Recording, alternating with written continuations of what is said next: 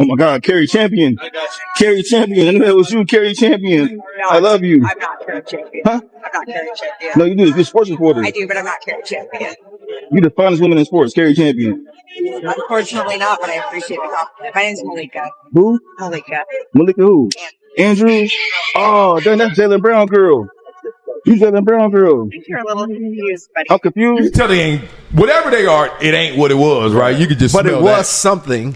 Yeah. And when it was something with them, maybe he was giving her assurances that she was going to get taken care of. I bet, because he signs off on every deal that's on that show. Like, you ain't getting on that show if he ain't rocking with you. And they all admit it. They all said it. Dan O said it. Perkins said it. Ryan Clark. You know that he got to be like, yeah. So if he would have just went and said, "Yo, hook her up, dog," I'm sure it would have happened. But there's a reason he didn't. And why? Plenty of people throughout ESPN's history, I have helped get theirs. And anybody who would challenge what the hell I just said to you on national television, they better beware. They better not utter that publicly, because I can tell you, and I didn't say one, I said many. And by the way, Cam Newton, while you're doing that, you can ask the bosses themselves. Plenty of times, spanning my 20 plus years here. Look at the roster. Look at the people here. Look at the diversity on the air. Oh, trust me, I will proudly stand up on a banner and say, I got a little something to do with that, because there's plenty of people that I have fought for over the years. That has never, ever changed. To answer that question directly. I'm probably one of those. So shout out to Stephen A for that. So I appreciate it. No, so back to that. You ain't the only one on the screen. No. Stephen A, because quick story, I'm on the back end. This is my second year, right? My second year working at ESPN, I was working days. And days is you may work like 85 days out the year. It's a day rate. You're not a full-time employee. It's a day rate. They may pay you $2,500, $2,700 a day. I run out of days, and we getting close to the playoff time. Stephen A called. He like, what happened? I just requested you on First Take for this whole entire week. I'm like, I'm out of days. He like, I'm going to call you right back. I'm like, all right, cool. Call me right back. He like, you going to be hearing from the bosses tomorrow. Tore that contract up. I had another year on that contract.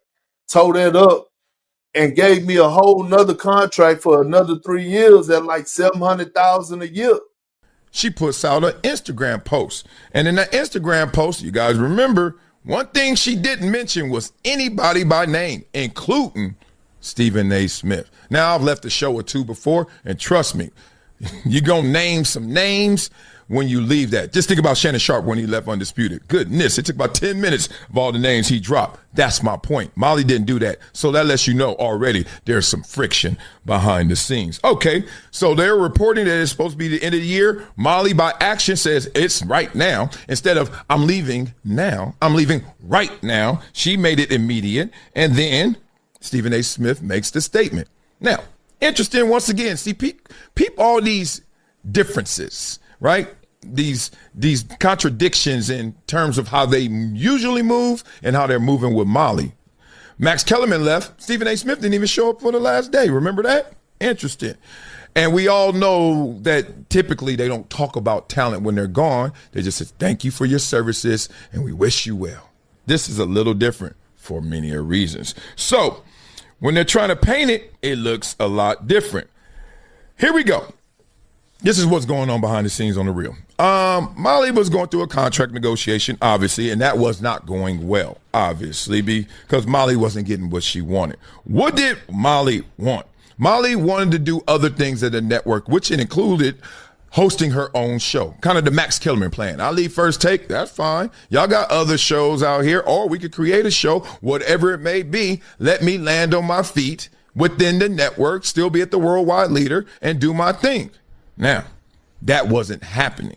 They weren't signing off on her not only hosting another show, but doing other shows within the network. So what happened was offers for her to stay there. Now, reportedly, she's making like around $500,000 a year. Now, contrast that to $20 million a year for Stephen A. Smith. and he's number 1 on the show and you number 2 on the show, you can feel a certain type of way. But hey, you got to only eat what you kill. And they didn't feel that she was killing it to the point where they would make her a better offer. And when I say we, I'm not just talking about Burke Magnus. I'm not just talking about all the other bosses that Stephen A. Smith mentions. I'm talking about Stephen A. Smith as well. Because remember, he's an executive producer on that show. And as he will always remind you, that's his show. Think about it. So Molly wants more money to stay on that show. If I'm going to stay, you're going to have to pay me for my suffering. Or give me what I want, give me some more, and let me go do more. They balked at both. So now, what else is going on behind the scenes? The relationship with Stephen A. Smith, one of the worst kept secrets in the business, is that they have a good relationship. They don't, right? They kind of tired on each other, et cetera. I'm not going to go into all the messy details, but the point is they weren't cool with each other to the point someone you work with for 10 years, you don't even mention them when you're gone. And you don't even give them that like partner heads up on air. Like, hey, we did this thing together. This thing is over, right? So that lets you know the business was ugly behind the scenes to the point and the personal relationship that I won't even give you that grace. I won't even give you that out. Now, think about this. That relationship allows him to know information that others don't and have influence that others don't. How much you can get paid. You can get the money if I sign off on it, or you can get what you want if I sign off on it. But the thing is, he didn't. How did he know so much about Shannon's situation? And as soon as Shannon went through that fire, he was the first one on air saying, come on, man, and talking on both sides because of the bosses, because he was in that meeting. He was in that meeting knowing what the fate of Shannon Sharpe was months before Shannon Sharpe knew, months before the world knew. That's my point. So he runs with the bosses. And the last point that I wanted to make is one of the bosses in particular, everyone knows in the industry who that person is, but no need to out him. The point is that person, along with Stephen A. Smith, ain't seeing the talent, not seeing the love for Molly Qerim. And she knew this. So when that report comes out, I guess it triggers her, or more importantly, she's like, why am I sitting in a situation that I know won't get better? Think about it. You too. Beat it up in the comments. Tell me your thoughts about it. But when you know you need to do something and you know it's best for you, what you waiting for? I think Molly woke up that morning, Tuesday morning, said, what am I waiting for? So we see a situation. Think about if you're Molly, you're working at a network where Mina Kimes is making way more money than you. And Mina Kimes is the number what on what show, right? You're number 2 on the number 1 show. And she is what on what shows, right? So your point is like, and, you know, you see Malika Andrews, all that. That's a different lane. That's a whole different animal, different beast. But the point is she's seeing not only people getting paid and none of them really on the number 1 show. Think about it. Malika's show always struggling in terms of who's going to be on there. Oh, the cast is not it. Oh, they haven't got their traction yet, but she getting paid. Mina Kimes, a lot of people criticizing her. At the same time, she getting paid. And then you, Molly, I'm number 2 on the number 1 show we got. And I can't get none. That's what was going on behind the scenes. So Molly finally woke up, said, fed up. Enough is enough. We need sweet seats. The rich get richer. I mean, how do these? I'm just saying. You know what's funny in life? Once you make a lot of money, I mean, I wouldn't know, but like your kind of money, that's when you start getting everything for free. Yeah. It's so backwards. It is a little weird. But it's like when you need it. I have no idea what y'all are talking about. Someday, if I was ever lucky enough to have my own channel, I can't even imagine what I would do with all that. You got everything. I don't know. I'd look like Easter Sunday. I've never had my own channel. I've never had my own channel. When you have your own network, when you have your I was about to say when you have your own network, you run you're doing this a lot. Let's be honest. Yeah, we're not. You all run it. I don't do anything. Lakeland Buck, and that's the end of it.